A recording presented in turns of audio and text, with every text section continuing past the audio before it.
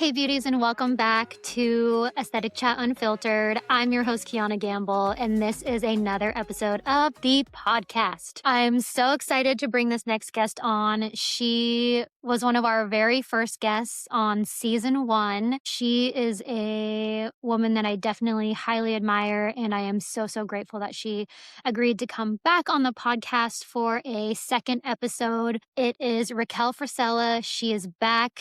The last time we recorded was nearly 4 years ago, and she had amazing advice for people back then, and I'm so excited for her to speak to the growth that she's endured, the relationships, the businesses that she's built, and really speaking on just what she has learned since we chatted last. So, without further ado, welcome Racquel back to the podcast. I went back and looked at when that season aired and when your episode aired, and it was nearly 4 years ago from this month, which is really crazy.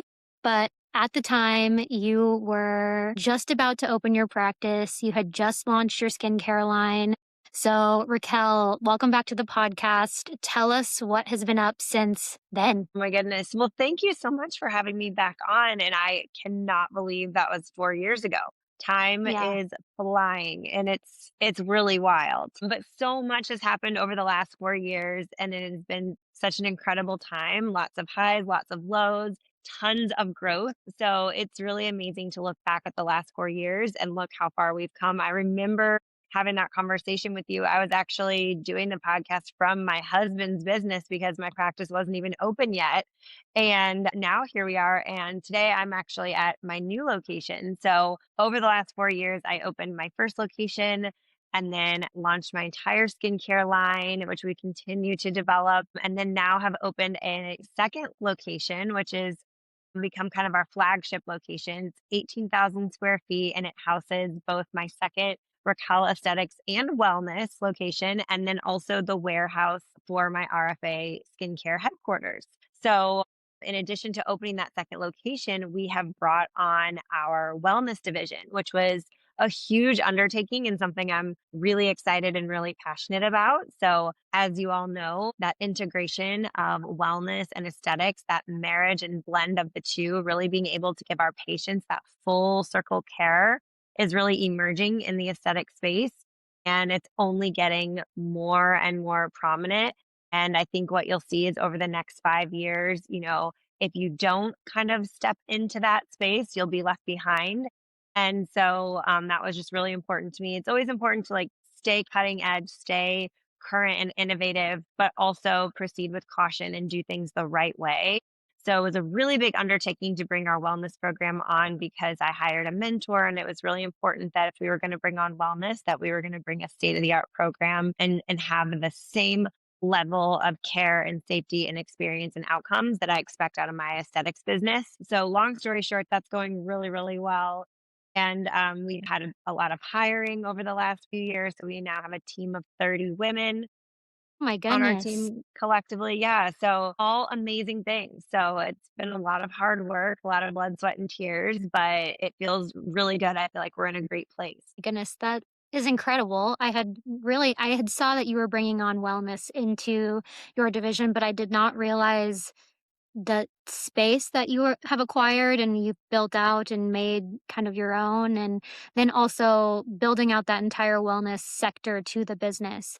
So I think my first question being is, you said you have 30 or 31 employees within your Raquel Aesthetics and Wellness space, but are they sharing both locations? So do you have some providers? I know, I've spoken with Lucy.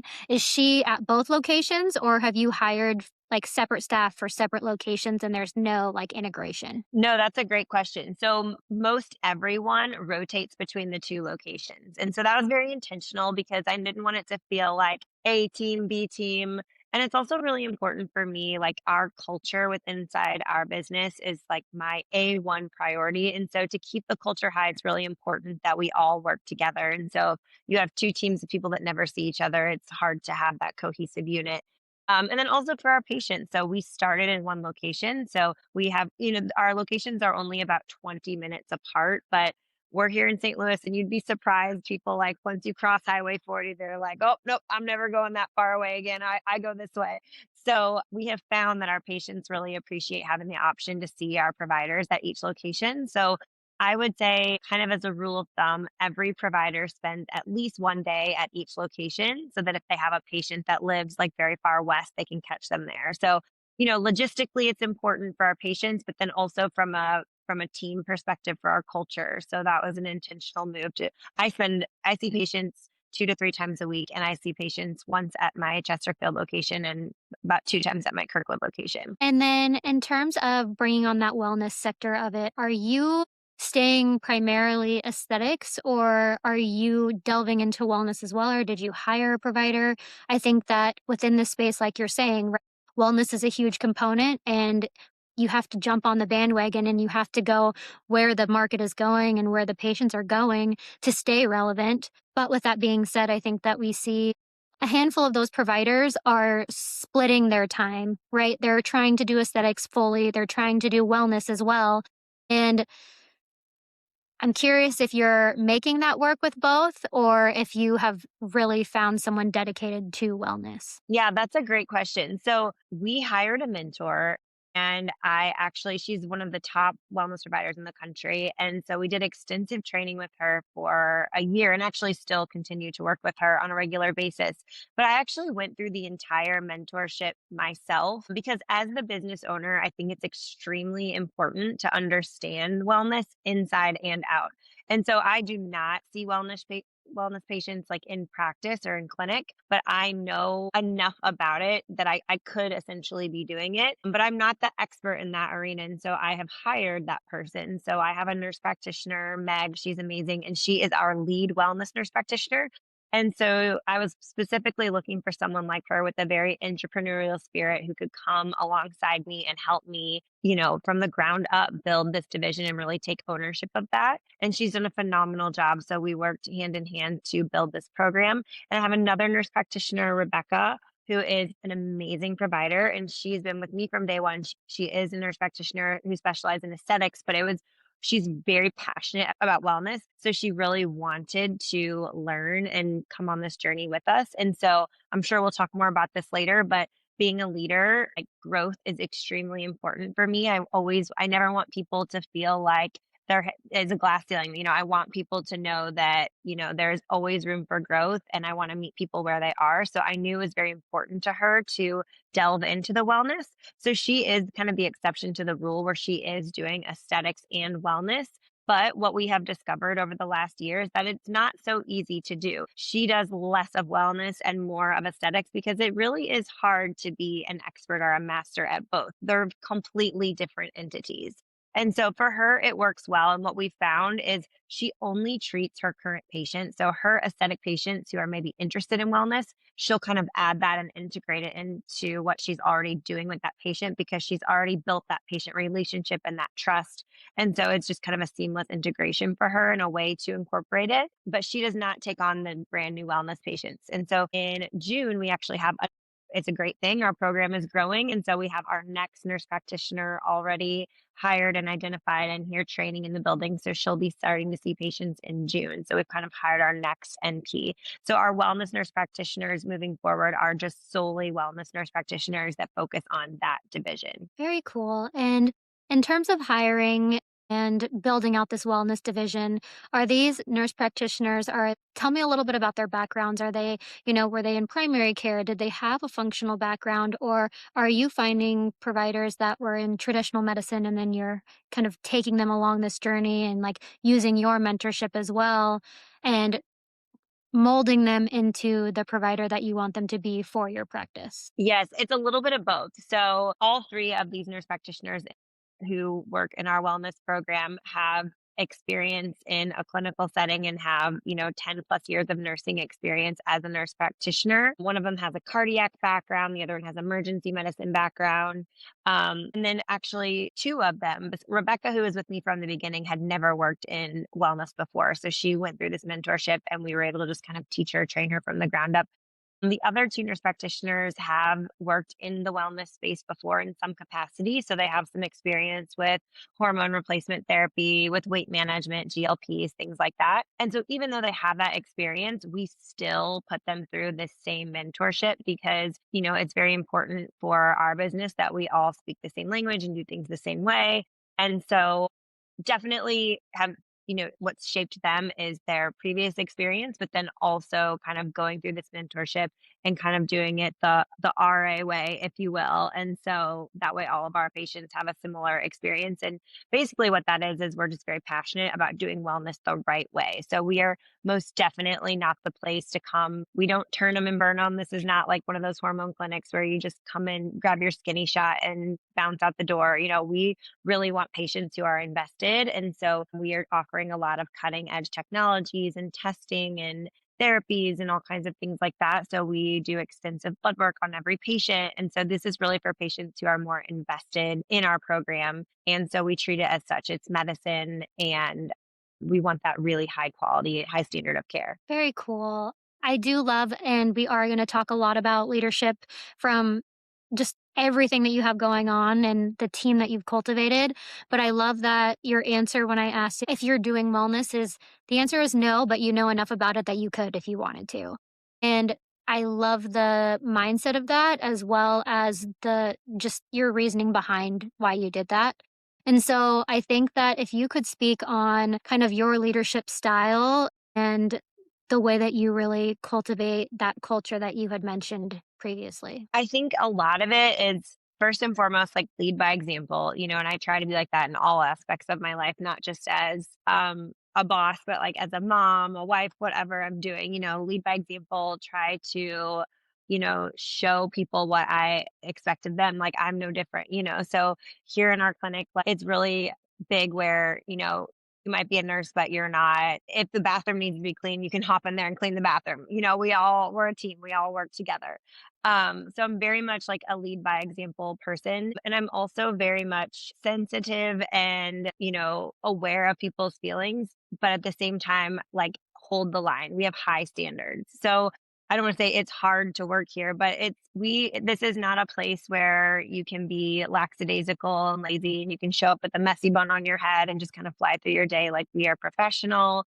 And it all comes down to, as this industry grows and the market becomes more and more saturated, like how do you stand out? What sets you apart? And it's truly being the best at your craft, but also providing the best possible experience. So at this point, like I'm so intentional with anyone who we hire onto our team, that they're a good fit culturally and that they are a hard worker and have such a deep passion for aesthetics or wellness and truly care about bringing the best to their patients. They're very invested in their career.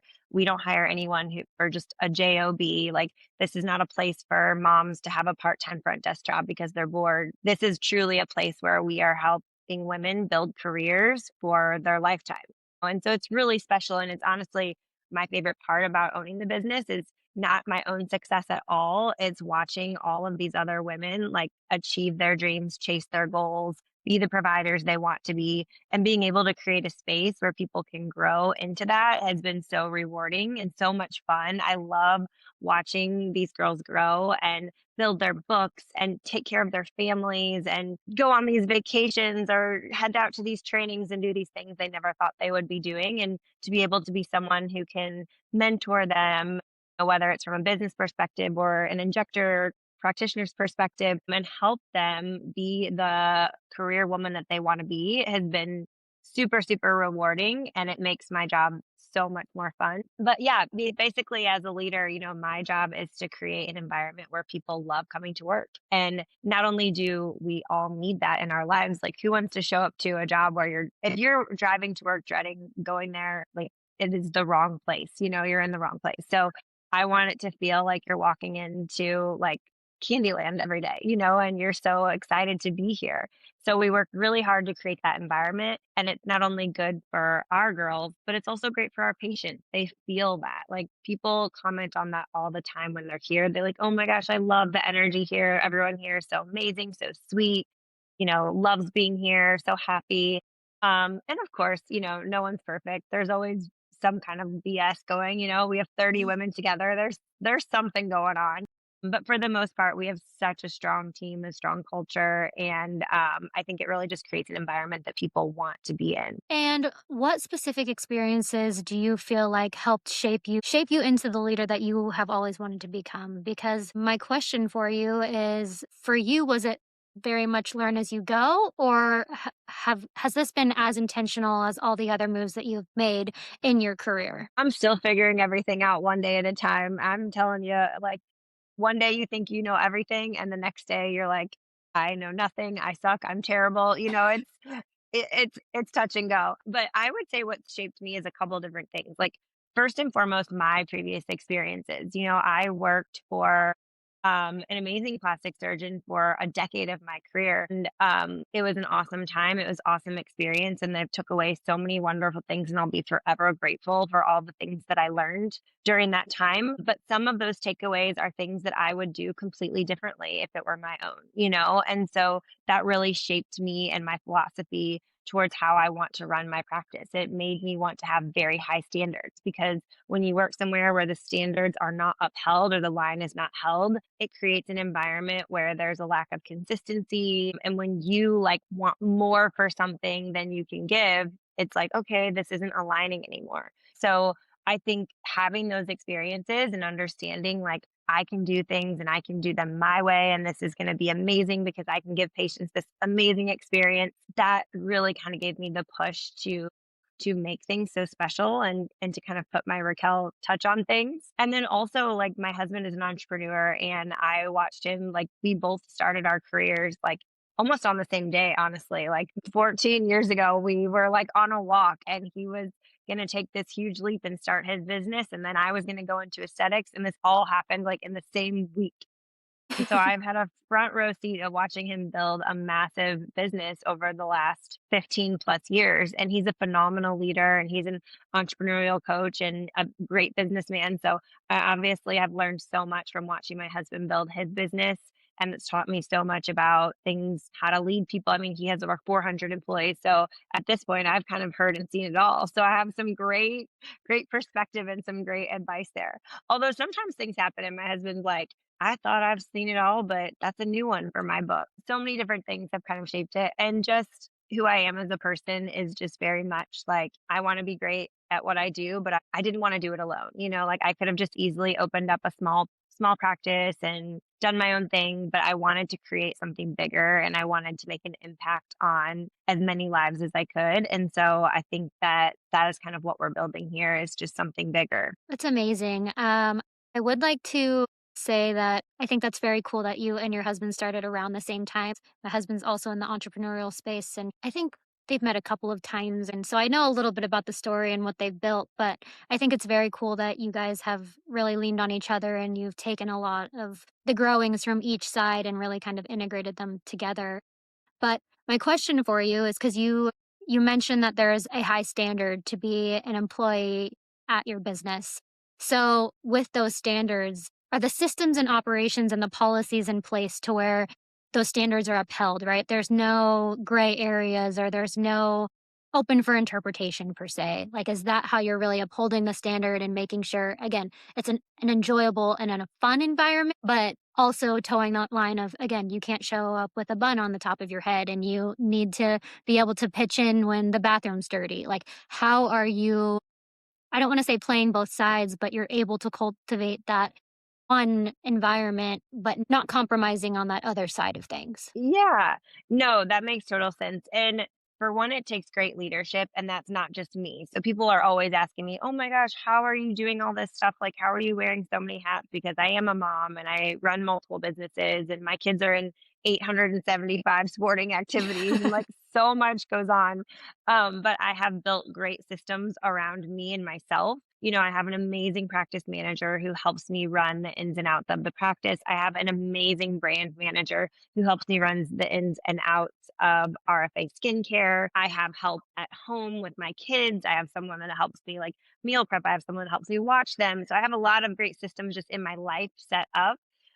But of course, at work, when it comes to like holding those standards, you're exactly right. It all begins with leadership. So without good leadership, I feel like it's really hard to hold the line because I can't be everywhere, especially since I'm still a provider. On the days that I'm seeing patients, it's really hard for me to focus on the business because I'm inside of it. So on the days I'm not seeing patients, I'm able to focus on my business. So I found a very healthy blend of that. But that's where my practice manager is amazing and essential. And to run a great business, especially one of this size, it's honestly a non-negotiable. You have to have someone who is focused on that part of the business at all times and able to help me hold the line. She knows what the standard is, and then she can hold all of the girls to the standard. And it's just the simplest things where it's like you show up to work polished, professional. We're professionals. This isn't the hospital where you're working a night shift anymore and you can come in looking that way. We're in the aesthetic environment. We have to present ourselves a certain way. We're showing up to work on time. We're leaving our baggage at the door. We're giving every patient the same chance to have a wonderful experience. No matter if you just saw a patient that was really hard and difficult, you have to walk right into the next room and give that patient your best. And sometimes that's really hard, but we coach our girls a lot. We have monthly team meetings. We try to help, really mentor them through these things and help them be their best. And they want to be their best, so it's not like it's, something that's a bad thing. It actually attracts the right people because I've attracted the best talent in the city because everyone wants to work where we're known for being the best. We want to be the Chanel of the aesthetic industry, if you will, where our patients love to be here. They know that it's high end and that we attract that kind of patient, which in turn helps the girls so much because when you look at it that way, it's working so much smarter, not harder. We are definitely not the Groupon place where everything's about the dollar and the sale and we're just trying to get people in the door, not the door. We are very intentional about creating an environment where we're attracting the patients who are invested, who come here because they know that we invest in our education and our knowledge. We're constantly learning and traveling and attending trainings and putting our best foot forward. And our patients know that. We work hard to market that and get that word out. And so it just creates this environment where the girls, they end up winning, because they're seeing these amazing patients. They're bringing in a great income. They have a really high quality of life at work because they are seeing really high caliber patients. So, with that standard makes their lives so much better. So it's a win-win for all. That's great. And you did give credit where credit is due when you are delegating. Would you say starting out, did you have a harder time delegating just for wanting some of that control? Again, it sounds like you have all the correct people in your corner to handle things that need to be handled. But starting out when you're giving essentially your baby to somebody else to trust and like creating that trust with someone to do things when you're not there, when you don't have the focus towards that specific thing, whether that's from your family to any one of your businesses. Speak on that. My husband always says I'm a way better delegator than he is. I feel like honestly, delegating comes somewhat easy for me. Like I am not someone who's like on a super big like power trip where I have to have my hand in everything. Like I like to always make sure that I'm very intentional and that my eyes are on everything because obviously I want everything to be going smoothly and perfectly all times. But in order to grow, you have to insulate your business with people around you who you can trust. And so I think for me, it's just hiring the right people. I'm very slow to hire, very quick to fire, so it's like keeping the right people around me that I genuinely trust. Like makes it pretty stress free for me. Like I was just out of town for, Friday to Monday and I don't worry for 1 second because I know my team is so amazing, not only the leadership, but the girls here. And so I think that I've created really good systems and I have created, hired the right people to be there so the business can operate without me having to always be the heartbeat. And that's the goal, for most people at least, is to be able to build something that I love being a part of, but when I step away, you would never know. So no, I think delegating it, I enjoy and like I like giving people that opportunity because what I find in my business is there's always someone people always want to grow. They're like, give me more. I want to do more. I want to be more. So I'm like, okay, sure. I've got some more stuff for you. And then it allows me to go into more of a creative side in my brain and take on more and think of cool things and ways we can grow. So the more I can delegate some of the other things, the better I can be at other things and grow and continue to build something amazing. That's perfect. I think that honestly, you answered my question of how you're cultivating like just a business where you're not necessarily concerned about people being poached or going to open their own thing or whatever it may be. But it sounds like you're cultivating the spirit of a lot of entrepreneurs in your practice. Can you speak a little bit to just how do you do that when someone comes to you and says, "Hey, Raquel, I have an idea. Like, I would love to do this." And doing it in a way that maybe it's not a right now conversation, but to where they feel heard and, like that can be something as a possibility. Yeah, I love it. I love when my girls take initiative and come up with their own ideas.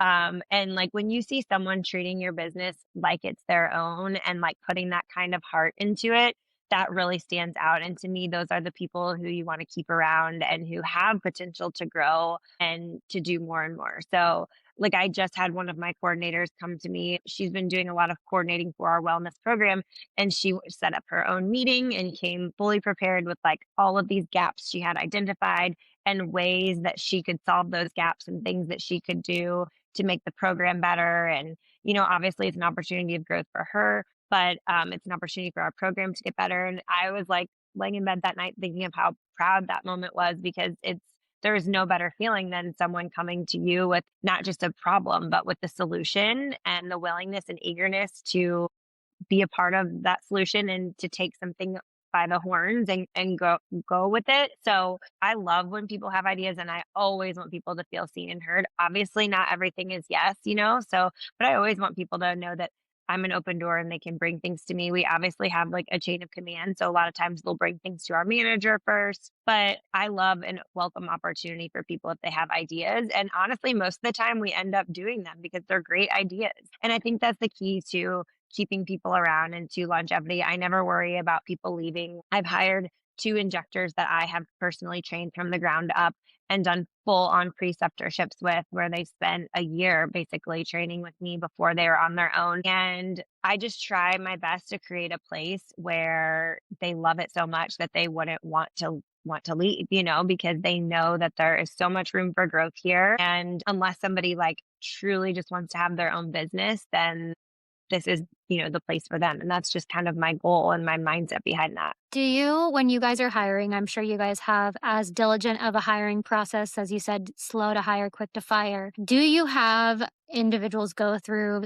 lots of like personality testing and like testing for like that entrepreneurial versus entrepreneurial spirit? Can you like speak to that at I don't have them do any personality tests or anything crazy like that. Not that that's a bad idea, but to be honest, like between my practice manager and I, it'll usually start with us and identifying good candidates. And, we'll do first and second interviews. And then a third round interview. If it's a big hire, I'll bring in members of the team who would be working closely with them too. Maybe this is just my intuition, but I'm a pretty good people reader. And so just through the interview process and questions and asking them and learning about not just their work experience, but about their life and who they are as a person helps me understand if they're going to fit well inside of our culture. And honestly, we've done a really good job. We have like zero turnover here. I've only lost a couple of girls over the last 4 years, and it's due to them moving away out of the state. So we've done a really good job of like choosing the right people. I've heard of people doing the personality test, but I don't know, those things are tricky. Sometimes it gives me answers and I'm like, am I that way? So I don't know. Well, honestly, I'm pleasantly surprised to hear that you aren't doing some type of systematic something, but at the end of the day, you're leaning into your gut feelings and your experience and trusting, again, the individuals surrounding you. So that's really great. Let's switch gears a little bit and talk about bringing on new treatments, products. At the rate at which aesthetics is growing, how do you discern what to bring on versus what not to bring on? And if you would like to speak from it from a wellness standpoint, just because you've been doing that, more now, you can, or you can speak from an aesthetics perspective. It's kind of up to you. Yeah, it's a big question always in this industry because, like you said, if you go to a conference or, you go in the expo hall, it is just overwhelming. There's a million devices, a million booths. Like, how do you know what to bring on? This is, kind of the blessing. I've been doing this for 17 years now. So I have a pretty foundational understanding of what is real versus what is smoke and mirrors. I've been around a hot minute, so I feel like I'm like pretty good at knowing, what is what here. But my biggest philosophy, my biggest mission in my practice is no smoke and mirrors. So we are very results driven. So unless I know that something has clinical data, and then or I have experience with that product and I know it's going to yield amazing results for my patients, then it's just not even on the table. So we don't do anything that's just like fluff or, there's so many treatments out there that it's just like pampering or fluffy or whatever. And that's just not us. We're very results driven. So whether it's something that we do in our facials or lasers, peels, any of that, we make sure we vet, we do our research, and that it's going to be something that people are genuinely going to be. It's a high satisfaction treatment. I only want things that are going to bring high satisfaction. Otherwise, it is just a huge headache. So there's certain devices and things out there that I just personally know from, I've actually worked with some of them in my prior experience, or I just know from talking to colleagues. And I know if it's not going to be, 95% of the time a super high satisfaction, I just don't even want to mess with it because it's a headache for you. Then you have these patients coming back and they're like, I can't really tell. Did this really give me results? And you're getting the pictures out and all these things.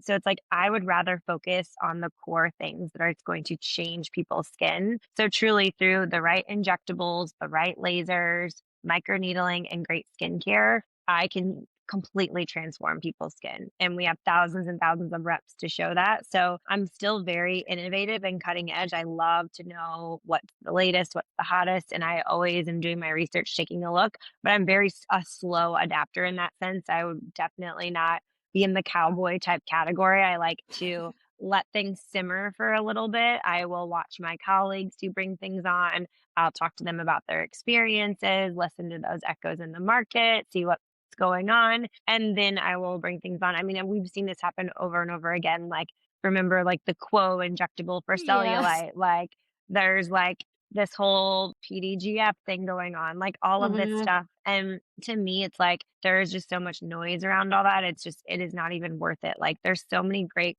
high quality treatments that you can do for your patient that are safe and effective that you don't need all of that noise. It's like you don't want to be the jack of all trades and the expert of none. So it's like just really kind of staying in your lane, focusing on the right treatments, the right therapies. And we've built our reputation on that. And that's all about trust because if you start bringing on treatments or devices or things that don't yield results, you're going to very quickly lose your patient's trust. And it can only take one treatment one time for that to happen. So I'm really, really cautious and intentional. And we have everything we need. I mean, we have probably like 6 different lasers. We primarily use Allergan and Galderma for injectables. And then in our wellness program, that's just been a huge learning curve for like, what do you need to run a successful wellness program? We are doing functional medicine. And so it's just a totally different arena, but learning, okay, what is safe, what is effective, and it's all about the testing.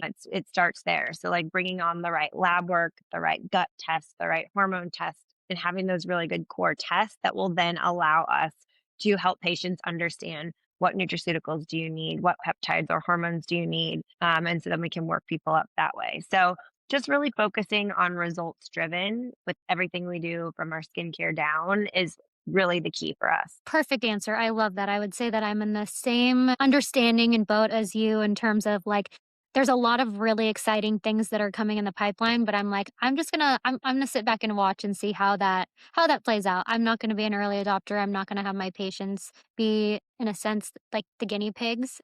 I'm gonna use what works and then we'll just see. I'm always say like never say never, but right now I don't feel super confident in it or, just Yeah. waiting. No, that's so smart. And like the next thing moving into aesthetics, it's going to be the surge of biologics and regenerative medicine, which I think is amazing. And I'm here for it. But we still are waiting on the data and the FDA approvals and things to do it the right way. Because at the end of the day, we're medical providers. So safety and liability have to be at the top of what we're doing. And so if you're doing something that, yes, maybe there's studies on it for diabetic foot ulcers, but it's never been used in aesthetics, you're really opening yourself up to liability. And as a business owner, that's just not something I'm interested in whatsoever. And of course, the first thing is to do no harm to our patients. So until we have proof that this is safe over the long haul, it's just not something I'm going to bring into my practice. But with that said, I'm very excited about the future of biologics and things like that. I have my eye on it. I'm really interested in autologous methods right now, because again, like you have to worry sometimes about allergenic things. Like you see people using things with placental tissue and amniotic fluid and things like that. Maybe that stuff's going to all be okay, but it's still just so new that I'm not comfortable with it yet. Whereas something autologous that comes from your own body, I'm much more open to starting there. And so just been doing a ton of research about those biologics coming down the pipeline. And I think there's some really exciting and promising things in the future where we'll be able to use stem cell derived things in our therapies. And so it's very exciting and we are definitely here for it. But just again, all comes back to like doing it the right way, being a professional and like holding that standard. Question for you. Are you guys using topical exosomes at all, or are you staying away from those as well? So the latest thing we're actually doing, and we took a lot of time and research to look into this, is it's called Acorn Biologics. And so it is like even better than PRP. So it's an extraction where we'll take hair follicles from the back of the head and send that to the lab. And then they are able to take your stem cells from the hair follicle and turn that into secretomes, which are actually more powerful than exosomes. And it's cool because it is autologous, so it's from your own body. And so that is right now FDA approved to be used topically. So we can use that topically after lasers or needling or things like that. Obviously, it's a little bit more expensive. It's a little bit more clunky. There's the extraction process. You have to wait to get your secretomes from the lab, all these things. So if somebody is not interested in that, then we can do PRP, which we can just draw in the office. But the exciting thing about the secretomes and the biologics is that eventually, hopefully, that will be able to be something that could be used in an injectable capacity. But for right now, we will use that topically. Okay. And how much is that yielding in terms of like if you're pulling follicles and then sending it off? Like, what does that process look like from when you send it off to getting it back? And then how much do you yield? Like, is it enough? So, yeah, it's a pretty neat process. It's a one-time extraction for your stem cells, so it's, like, better to harvest today than tomorrow because you're younger today, and then it does take a couple of weeks to get for them to process, bank, to get the secretome, so the turnaround time, it can be, like, a month, so it's a little clunky, but you can get 18 months worth of secretome. So you can have enough to do treatments for 18 months. So then at 18 months, then you can call the lab back and you can order more, but you don't have to be extracted again. Okay. So, this is going to be really for those patients who are really interested in regenerative medicine, and who really like that's something that is meaningful to them. And for somebody who's not willing to go through all that or doesn't see the benefit of the future stem cell usage and things like that, then I would just suggest PRP. Yeah. And then anecdotal use of using them topically, are they pretty stellar in Yeah, terms of healing? definitely. Yeah, really, really great. And so it's basically like since it is from your own body, it's amazing. It expedites healing and inflammation. And then there's so many anti-aging benefits to the secretome between the growth factors and the cytokines and the fibroblasts and all of that. So it's sort of a win-win for recovery and anti-aging. So it's just like the cherry on top to anyone who's doing any kind of like lasering, needling, opening up those little channels. So it's pretty cool. That's super cool. Um, so switching gears here, I do want to talk a little bit. Are you primarily doing trainings through your training company at your spaces, or are you still training for like Galderma pharmaceutical companies? A little bit of all the above. So I do Okay. train for Allergan and Galderma, but then we also have our own academy, the RA Way, where we do private trainings. And I love with our private trainings how they can be so customizable because we can have people come in who are brand new little green beans and know nothing and do like a very basic course for them. Or someone very advanced who wants to learn. Sometimes there's a specific focus, or sometimes it's just they want to kind of come and learn. So I love to like pair our private trainings with a shadow day because I feel like that's one of the best ways for someone new or seasoned to just kind of see what it's like in a day in a busy clinic and just seeing a little bit of everything. So we'll kind of shadow first and then maybe do some hands-on full facial balancing after. But our private trainings are so customized just depending on what the injector is kind of looking for. But I do love about being a national trainer for Galderma, for Allergan. I love the collaboration and the networking with peers, and the educational opportunities that that brings. And then it's fun to get out in the field and go visit other clinics and see what other people are doing and what it's like in other cities or in other practices. And you always are, even though you're there to train, you're always learning and taking little pearls too.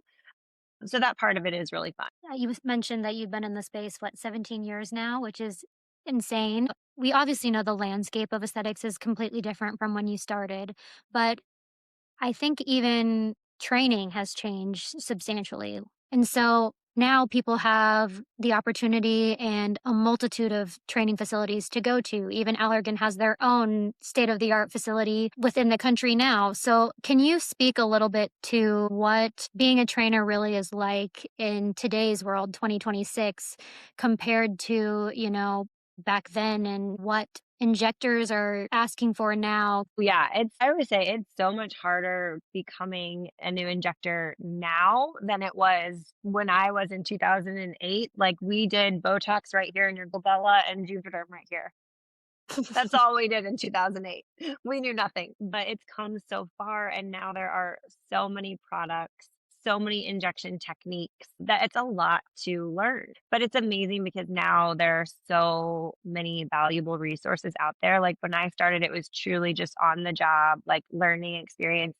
I think back to those patients in 2008 and I'm like, I'm so glad that they let me practice on them. I hope everyone looked amazing. I have no idea what was going on back then, whereas now it's like, oh my gosh, there are all of these different academies and trainings. I mean, I'm sure you could look something up today and find a training online, or just from people following injectors on Patreon, or you can book shadow days with all these providers. Like it's come such a long way.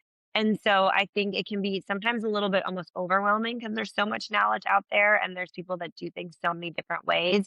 So when we look for trainings, like for my team, obviously we do our own trainings once a month. So we have a team meeting once a month for my entire team. And that's just like our one chance to get together, to regroup, to get on the same page. We'll do housekeeping or just kind of check in, talk about what's going on, all of that. And then we'll break off as an injector team. We usually do breakout sessions. So our esthetician team will meet, our injector team will meet, support staff will meet. And as injectors, we'll usually do a little case study together. So we'll focus on a certain topic. It could be male injections or, full facial balancing or maybe it's under eyes, whatever it is. And then we'll do like our own case study where I'll kind of lead that training. But in addition to that, we always as a team seek out training. So we try to find like-minded people who are approaching aesthetic medicine the same way we are, where it's like they have high standards, we kind of like trust their operation and what they're doing. And then we seek out more boutique learning opportunities out. Like we love to go to a conference. It's a lot of fun, but sometimes we feel we bring back more valuable like technical skills from those more like boutique intimate trainings. So we'll seek out different providers who are like, oh, they're a great injector. We love their outcomes. We love who they are as a person. Like, let's fly them in or let's go visit their practice and train with them. And so I find those opportunities really valuable. And most people are offering that. And we're actually hosting the first weekend of March a cadaver lab for the first time here in our practice. So we're super excited about that. So we are teaming up with Dr. David Sadat, and we have an amazing faculty lined up. And we have, I believe, 40 injectors from all over the country coming in. We still have like a few spots left, but we are doing our first cadaver lab here at the practice. So that's a first for us. And that was something that was on our bucket list to host one of those. So that's something like really exciting. We try to get in to do a cadaver lab like once a year just to refresh that anatomy. But there's so many different trainings out there. A cadaver lab once a year, boutique training once a year, and maybe a conference. It would be like a great place to start if you're trying to wrap your brain around like what should I do? And then there's so much Yeah. online education too. Like my friend Lori Robertson has an amazing training academy online, the Aesthetic Immersion, and she's always hosting cool webinars and has a lot of like virtual opportunities for somebody who can't necessarily like pick up and leave. There's a lot of optionality, which is great. And honestly, there's Instagram. There's people that post some great educational stuff. There's also some very crazy things on there that I would never do, you know? So it's like you have to be careful with what you're taking in. But yeah, there's the education now. It's endless, which is great. And I think it's great. Like you just have to take everything with a grain of salt. If you're getting training sponsored by a company, you have to understand like, okay, this is sponsored by that company. So there's going to be bias here. That doesn't mean you're not going to take away great pearls and great training, but you just have to understand that bias. So you kind of have to always understand where you're at and who's hosting and what you're learning. But there's so much to take in from all those different places. So I think that that's actually really great advice, specifically for boutique training and for conferences. In the last couple of years, who really stands out for giving your team or you the best boutique training? And which conference did you feel like you really garnered a lot of pearls from? Just because, as you said, there's a lot of options when it comes to all of these things. So, like, where would you put your like Raquel stamp of approval on a few of them? Okay, let's think. So in the last few years, so my friend Adrienne Easterling does private trainings. She's in Arkansas and she is amazing. So she would be great for a boutique training. Let's see, we just did one with Nina Burdett that was really good, because she trained for a long time with Zach Alley, so she kind of talked on his whole facial shaping, so that was fun. Lori Robertson does great boutique trainings. Nicola Lowry, I'm trying to think who else has done some really good boutique trainings with. Let's think. And then as conference-wise, the last conference we all went to as a huge team was Aesthetic Next. And I will say the thing about that works really well for our team is it's one that you can also bring the estheticians to. So there's some of them are very like surgery and injector heavy. So if you have estheticians and they want to come and be a part of it and you want to come as a whole team, Aesthetic Next was really good because there was a good healthy balance between aesthetics, injectables, and even business. So that was a good one. The Vegas Cosmetic is a great one. Trying to think what else is coming down the pipe. And then just some smaller ones. So I spoke at the Core Mastery Summit last year, which is put on by Dr. Buford. And that one's great for someone with an entrepreneurial spirit who's looking more to learn more about the business side of aesthetics. So there's kind of a lot of little boutique conferences popping up, on a little bit of everything. Amazing. So I have one kind of like fun question for you, and then I'll ask kind of just your overarching advice coming back on the podcast. Like, what would you leave the listeners with? But you have three children. Do you see, and they're still obviously very young, but do you see any of them coming in and taking over any of your businesses or your husband's businesses? Like, do you see them joining what you guys are building? Well, it's so funny you asked that because this actually just came up the other night, and I'm trying to remember. I was trying to tell my husband, I can't remember like how this started, but I was laying in bed with Enzo, and he has my organic healing mask in his bathroom, and it's one of my like wintertime products, and it's his favorite product. He puts it like everywhere. He puts it like on his toes and his elbows. Like he goes through this stuff like crazy. But I was like, "Oh," I'm like, "You're like my product tester, you're like my manager," and I was just, like, joking around with him, like, "One day you can come in and, like, run my line," and then he's like, "Well, I think I'm gonna run, like, First Form one day," which is my husband's company, and I was like, Yeah. "Oh, that's awesome," and then he, like, got kinda quiet, and he's like, "I don't know though, dad, like, you said he could sell it one day, and then I won't be able to run it," and I was like, "Well, you could still work there, it'll still be there, and then you could work your way to the top." And then he was kind of quiet, and then, like, I, like, felt his face, and he literally, like, there was a tear coming out of his eye that he was Oh. so it, like, was breaking my heart. I'm like, "Buddy, it's okay. You can run first form one day." Like, it was so cute. But he is so a mini Sal and, like, so passionate about Sal's business that, like, truly is his dream is to follow his dad's footsteps, which is, like, the cutest thing in the world. And then the Oh. girls, I have twins that are 8. They're just, like, indifferent about it. They go back and forth from they wanna be a vet, they wanna work here, they wanna work at Home Depot, they wanna be an artist, like, it depends on the day of the week for them, but I will say Isabella, one of my twins, I could totally see her getting into aesthetics because she loves it here. Little fake sick so she can come to work with me. we're driving in the car one day and, like, she just kept trying to, like, stay home with me. I knew she, like, did not wanna go to school. She was kinda saying she didn't feel really good, but I could tell she was kinda faking it, and then she hands me this note from the back seat and this, like, little girl with a sad face and, like, tears coming out of the eye, and it was like, "Can't I just be with you?" And I'm like, "Okay, like, how do I say no to this?"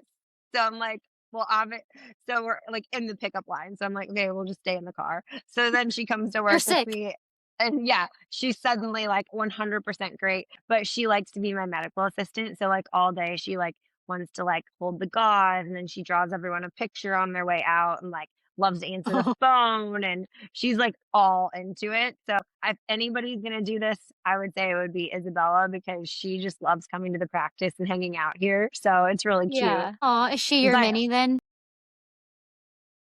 they both are in just like different ways. But Sal Okay. and I always talk about it. We don't even know if we would really want them to, like, take over our businesses because it's been so fun, like, creating something special, like, on our own that, like, I want them to have that same experience or that same opportunity if they want to, like, it sounds Yeah. cool, but I don't know if they would have the same, like, passion, so we'll just have to see, if they did, that would be awesome, but I also just want them to, like, chase their dreams and be able to support them to do that. Yeah. How funny. Final question being any advice, sentiment, what do you want to leave with the listeners after coming on the podcast for a second time? Like, what have you learned in the last 4 years, and what do you hope to impart on the people that haven't been doing this 17 years? Yeah. Gosh, there's so much like, so many different things that I could say. But I would say, in for someone looking to get in this industry, I think the most important thing is that you're passionate about it and you respect the industry for what it is. Because I feel like a lot of times I hear people say things like, "Oh, I'm tired of working at the hospital and like it's really hard. So I just want to do aesthetics," or like, "I'm just going to do this as like a side hustle." And that really bothers me because I feel like this is such a special field and you need to have a lot of passion and heart to be in this industry. It is actually really difficult and really hard because it's cash pay, there's high expectations. It's not only practicing medicine, but managing personalities. And it's a really hard career. And so I feel like you have to have a lot of heart to be really good at it. So I think that like you should only enter this space if it's something that you genuinely are passionate about and look at it through the right lens. And then second to that, I know a lot of people get into this and then they're like, okay, now I'm going to open my own place.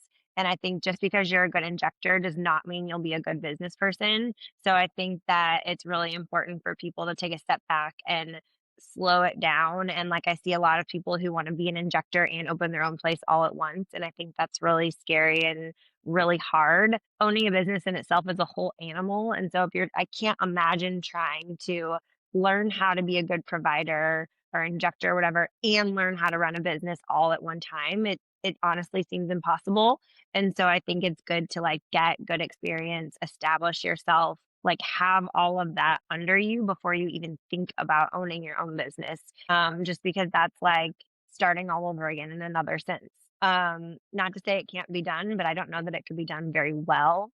So, that's just my take on it, because I get asked about that a lot. But I think that the sky is the limit. And so, if it's someone's dream to do that, that they should go for it and just make sure that they're taking the steps and doing it the right way and not taking shortcuts and, really like putting their time in. So I would just say, shoot for the stars. If this is your dream, like I always tell my kids, if you can dream it, you can achieve it. Yeah. Great sentiment. I agree 100% with everything that you said. I think that a lot of people don't that's a whole nother episode. We won't even go down that pathway, but it's a whole nother episode of the fact that there are a lot of people out there that are just popping up and med spas are popping up everywhere and they aren't being done in the right way. And so it's a huge concern. And again, it reduces our credibility in a sense because we get lumped in with the side gigs or the people that took one course and then, they think they can make all this money. And again, that's not what it's about.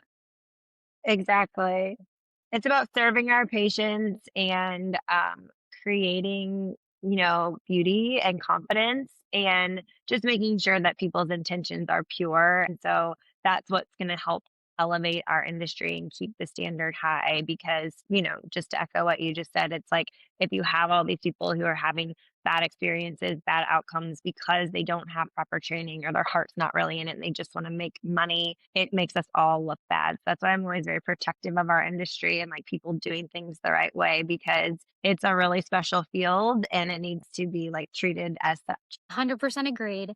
So please share where people can find your practice, where they can find you on socials, and if they wanted to reach out. So our practice, we have social media. Instagram is Racquel underscore aesthetics is my practice. And at RFA Skincare is our medical grade skincare line. And then my personal Instagram is just my name, Racquel Frisella. And then our website is rfaskincare.com where you can shop our skincare line. And something fun we're doing is now we are to the point of taking on wholesale accounts. So that's something that's pretty cool where we're, you know, being exclusive. Our goal is not to be everywhere, but to, you know, we definitely want to help as many people as possible. And our skincare is amazing. So we've started taking select wholesale accounts across the country and growing and scaling in that way. So that's been really, really fun. So it's rfaskincare.com. And then our website for our practice is raquelaesthetics.com. And we are in St. Louis, Missouri. So anyone is welcome to reach out anytime with questions. We do have a training academy where we do shadowing and different kinds of training opportunities. And like I said, it's very kind of boutique. So we create trainings based on what people need. But yeah, I'm always happy to help and chat and love networking with anyone in the space. Awesome. Thank you, Racquel. Thank you so much. And I'm so proud of everything you're doing. And that was a wrap on this episode of Aesthetic Chat Unfiltered. Thank you again, Racquel, for taking the time for a second time to come on the podcast. Again, these guests are not paid. They're taking time out of their busy schedules. And I just really appreciate you chatting with me again. You now hopefully know where to find the new podcast. It is at aesthetic.chathq. The website is aestheticchathq.com. My Instagram is at aestheticnurse.kiki. I cannot wait for you guys to listen to the episodes to come. Until next time, beauties, bye.